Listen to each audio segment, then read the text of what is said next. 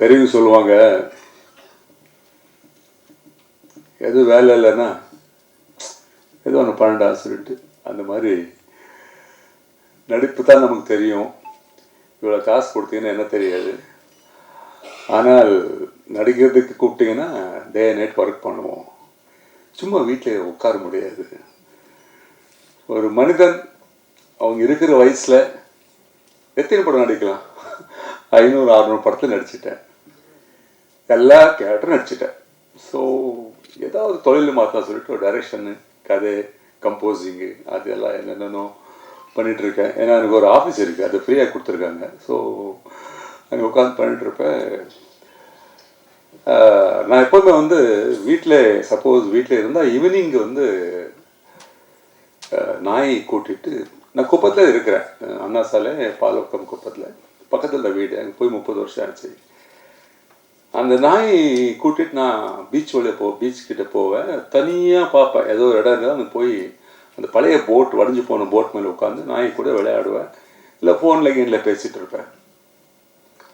அந்த மாதிரி பண்ணும்போது அங்கே ஒருத்தர் என்னோட நண்பர் குப்பன் சொல்லிட்டு, அவர் எப்போவுமே சின்ன குப்பன் கூப்பிடுவாங்க.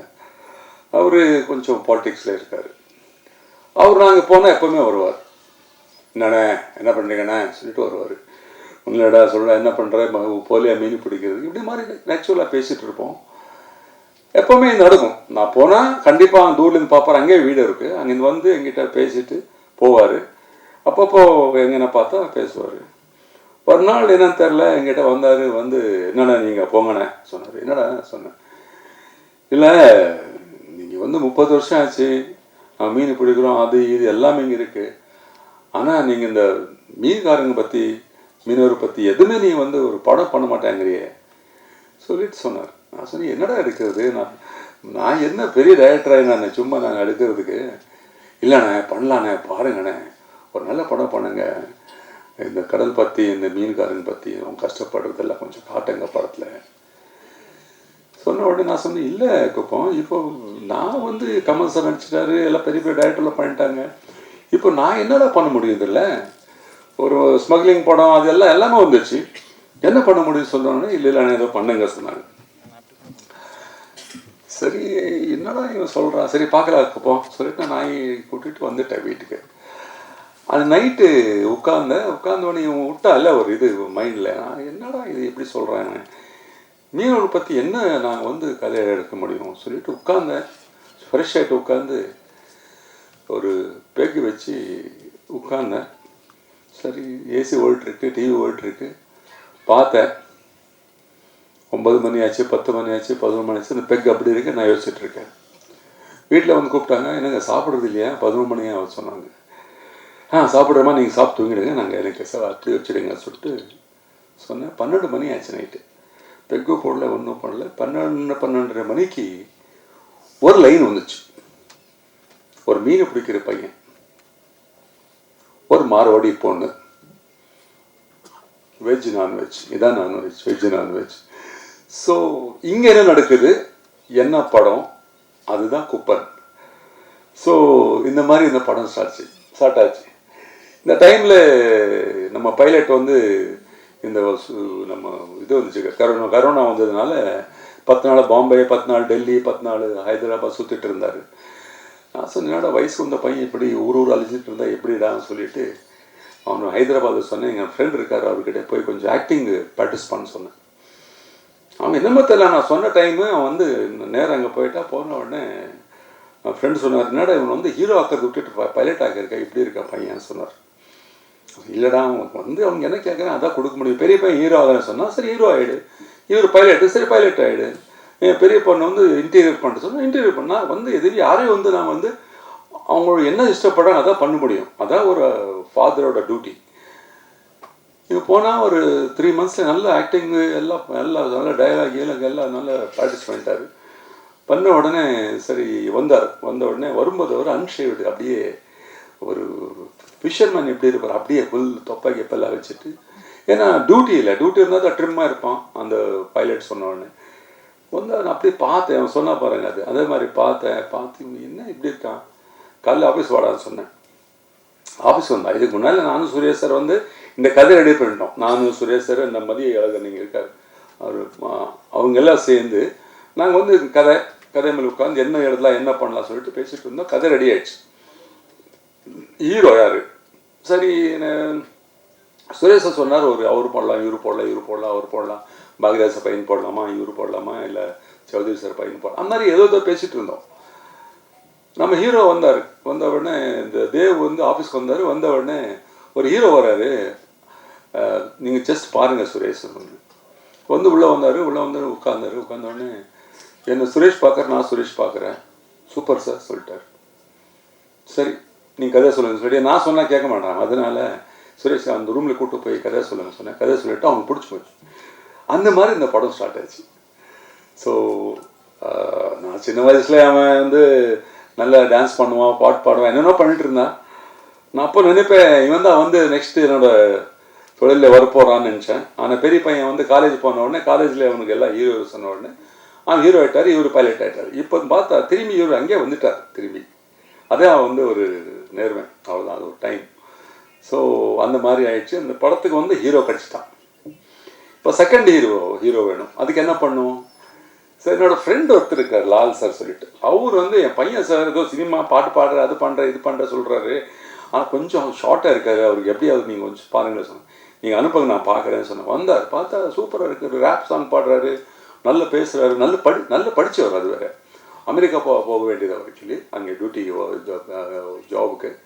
நான் பார்த்துட்டு லால் சார் ஃபோன் பண்ணி சொன்னேன், சார் இந்த பையன் ஓகே சார், இங்கே செகண்ட் ஹீரோ நடிக்க வைக்கிறேன், ஹீரோ ஃப்ரெண்டு கேரக்டர், அவரும் ஹீரோ மாதிரி தான் சொன்னேன். ஓகே சார் சொல்லிட்டார்.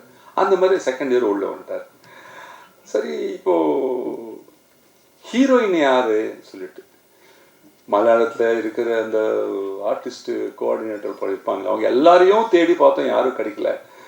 கடைசியில் என்னோடய ஃப்ரெண்டு ஒருத்தர் வந்து சுஷ்மிதா பேர் சொன்னாங்க. இந்த மாதிரி ஒரு பொண்ணு இருக்குது பாருங்கள், டெய்லி வந்துட்டு இருந்தால் போயிட்டு இருந்தாங்க. அப்போ சுஷ்மிதா வந்துச்சு. வந்த உடனே என்னன்னா இந்த டிபி பேஷண்ட் மாதிரி இருக்குது, இது போய் போடலாமா? சரி, நான் ஹைட் வெயிட் கரெக்டாக ஹீரோ வந்து நல்லா 6'2" ஹைட் இருக்கார், ஹீரோ கொஞ்சம் ஈக்குவலாக இருக்கார் சொல்லிட்டு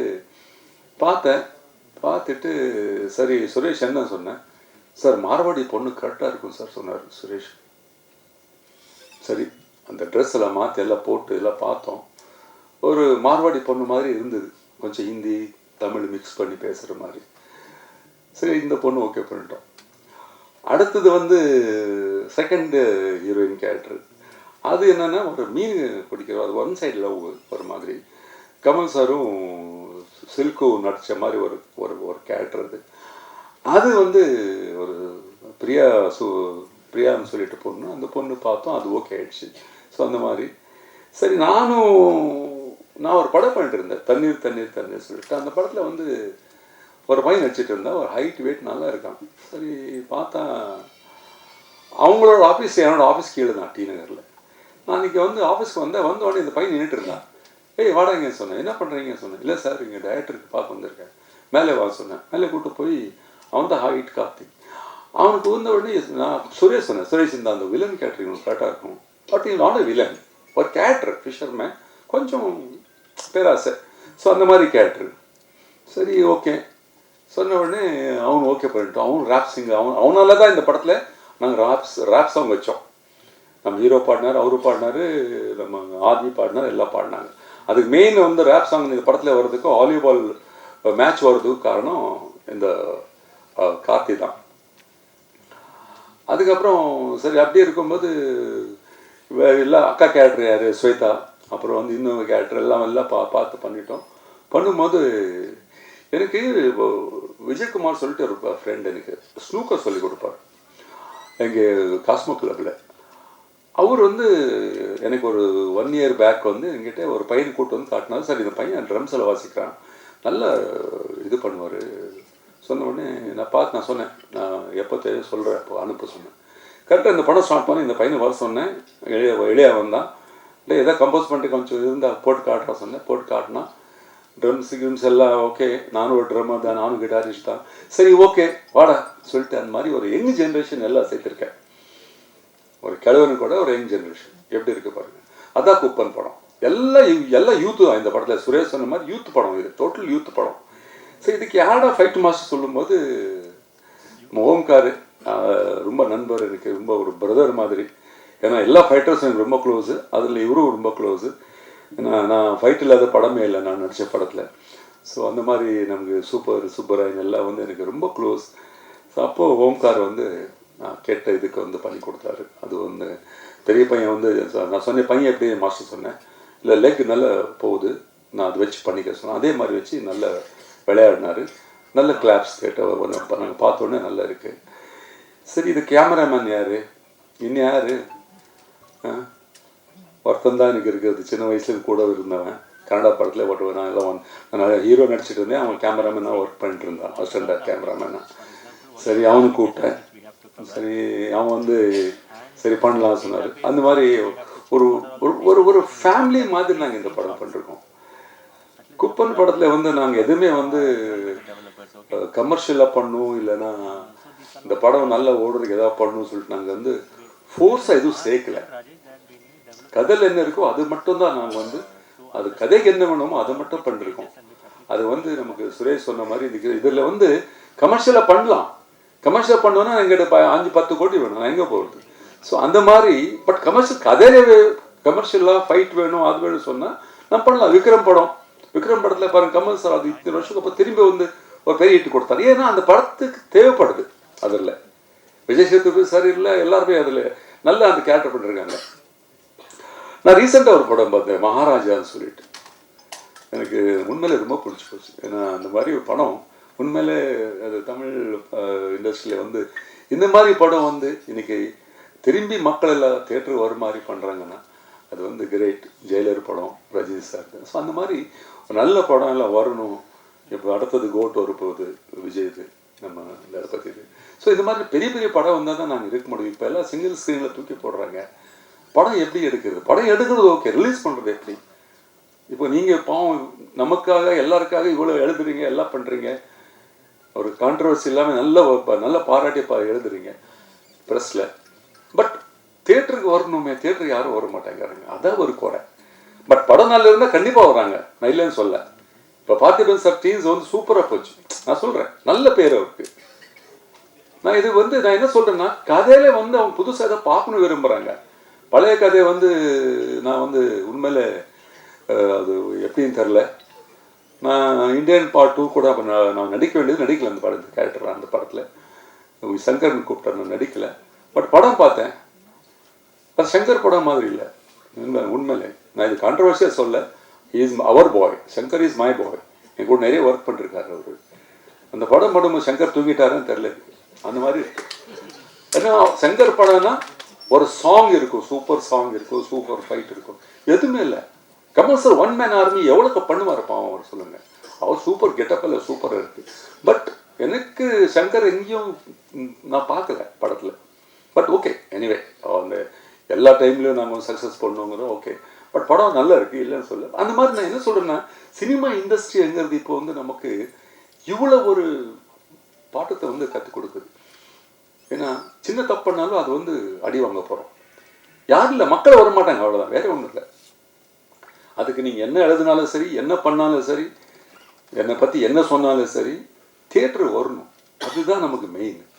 அதுதான் இந்த இன்னைக்கு வந்து நாங்கள் எல்லோரும் முன்னாலே பேசுகிறதுக்கு ரொம்ப ஆசைப்பட்டு நான் ஜான்சன் சார் சொன்னேன், சார் இன்னைக்கு வந்து பண்ணிடலாம் சார், இந்த மாதிரி நல்லா பண்ணலாம் சார். நல்லா நாங்கள் எல்லோரும் பார்த்து ரொம்ப வருஷம் ஆச்சு. ஸோ எல்லாம் வந்து உண்மையில் ஆஃப்டர் மோர் தென் 10-15 இயர்ஸ்க்கு அப்புறம் நாங்கள் மீட் பண்ணுறேன். So this is a very healthy meeting. எல்லோரும் ப்ரெஸ் மீட் எல்லாமே வந்து அப்புறம் இந்த படத்தில் ஒரு நல்ல ஒரு ஒரு ஒரு கதை ட்விஸ்ட் ஆகிற மாதிரி ஒரு கேரக்டர், நான் மறந்துட்டேன், ட்விஸ்ட் ஆகிற மாதிரி ஒரு கேரக்டர். அது நம்ம வினோத் சொல்லிட்டு இந்த பையன் ஒரு கேரக்டர் பண்ணிருக்காரு. இந்த படத்தில் குப்பன் படத்தில் கதையை அங்கே தான் ட்விஸ்ட் கொடுக்குறாரு கதைக்கு. அவன் ஃபர்ஸ்ட் நடிக்க மாட்டான் சொல்லலாம், சாஃப்ட்வேர் இன்ஜினியர் அவர். பட் நான் வந்து அவங்க அம்மா கிட்டேலாம் பேசி இல்லை நடிகடா சொல்லி கொஞ்சம் கலாட்டை பண்ணி அடிக்க வச்சுட்டோம். பட் நல்லா பண்ணிருக்காரு, நல்ல கிளாப்ஸ் அவருக்கு தேட்டரில். அது வந்து கதைக்கு வந்து மெயின் ட்விஸ்ட் கொடுத்தது நம்ம வினோத். ஸோ அந்த மாதிரி இங்கே வந்து நான் யாராவது பற்றி பேசலைன்னா தப்பாயிடும். இப்போ என்னோடய பெரிய பையன் 2 வார்த்தை பேச போகிறாரு. அவர் தான் சீஃப் கெஸ்ட் எனக்கு. ஆமாம், இந்த சீஃப் கெஸ்ட் பற்றி நான் வந்து சொல்லி ஆகணும், தப்பாக நினைக்கிறதுக்கு. 2 நிமிஷம். நானும் சுரேஷ் வந்து 1 வீக்காக பேசிகிட்டு இருக்கோம், யார்கிட்டே போகலாம், யார் கூப்பிடலாம். நான் சொன்ன சுரேஷ் யாரும் வரமாட்டாங்க, கேட்டு நாங்கள் இல்லைன்னு சொன்னாங்கன்னா எனக்கு ஃபீல் ஆகிடுதுன்னா, நான் ஒரு சீனியர் ஆர்டிஸ்ட்டு, வேண்டாம் விடுங்க, அப்படியே பண்ணிடலாம், இருக்கிற ஆளுங்களை வச்சு நம்ம முடிச்சிடலாம்னு சொன்னேன். அப்புறம் ஒரு நாள் முன்னால் என்னோடய ஃப்ரெண்டு ஒருத்தர் நான் ஃபோன் பண்ணேன் பெங்களூருக்கு.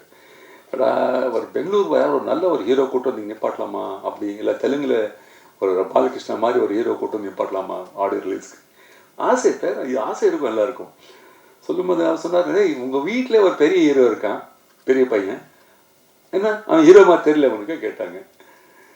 ஆமாடா, ஐயோ நான் யோசிக்கவே இல்லை சொல்லிட்டு அன்றைக்கே நைட்டு சுரேஷ் சார் சொல்லிட்டு, சார் அவர் தெலுங்கு தமிழ் கன்னடா படத்தில் நடிச்ச ஒரு பையன் இருக்கார் சார், சூப்பர் ஹீரோ இருக்கார், அவர் தான் சீஃப் கெஸ்ட்னு சொன்னேன். அவர் நான் சொன்னதுக்கு ஓகே அப்போ வரேன்னு சொன்னார். பிகாஸ் 2 பேர் எனக்கு 2 கண்ணு மாதிரி.